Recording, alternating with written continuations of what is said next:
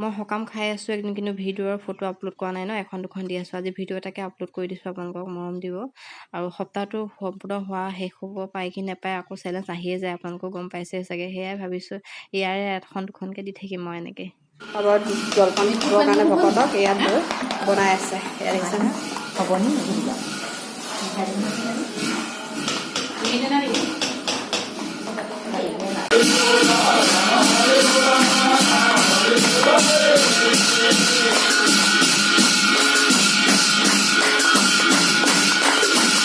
সকামৰ যেতিয়া নাম শুনো ভালেই লাগে বহি পিনি, তাৰে এটা ভিডিঅ' দি দিছোঁ।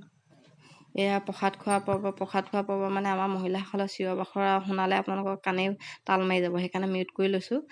এইখিনি মই কৈ দিছোঁ। তাৰপিছত এয়া ভোজত বহিছোঁ ভাত খাবৰ কাৰণে, আৰু ভাত খাব লওঁতেও মানে মোবাইল দি আছোঁ। কি কৰিব, ডিজিটেল কেৰিয়াৰ নামটো যেতিয়াৰ পৰা পিছত লাগি গ'ল আৰু মুঠতে য'তেই নাযাওঁ ভিডিঅ' ফটো বনাওঁৱে। কি কৰিব, মহিলা মানুহ হয় ন, ঘৰতে থকা হয়, যেতিয়াই তেতিয়াই ইমান ওলাই যাবও নোৱাৰোঁ, দিগদাৰ হৈ যায়। সেইকাৰণে সকাম বিয়াবোৰকে বেছি খোৱা হয়, তাৰে ভিডিঅ'বোৰ বেছি আমি আপলোড কৰোঁ, বিশেষকৈ আমাৰ মহিলাসকলে। আপোনালোকে যাতে মৰম দিয়ে দেই।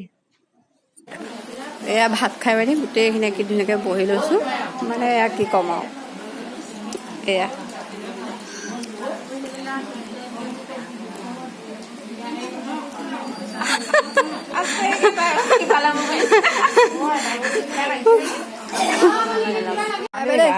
Bye bye bye bye bye bye.